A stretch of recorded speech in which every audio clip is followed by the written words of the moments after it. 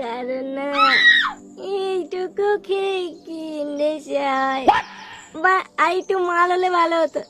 কিন্তু মানে আমার বাবার আমাকে তাড়িয়ে দিল, আমাকে চেনে না, বাড়া বোতল ভেঙে গাড়ি ঢুকিয়ে দেবো।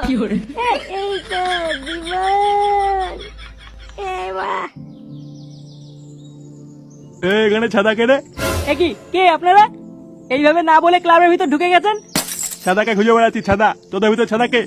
ছেদা ছেদা বলে দেখো থাকে না এখানে। গুরু ছেদা না ফুটো ফুটো। হ্যাঁ বাড়া, বাঞ্চত ফুটো কে আছিস এখানে? কি হয়েছে বাড়া? গুড মর্নিং, আমার নাম নিয়ে মজা হচ্ছে? তুই তাহলে সেই ফুটো?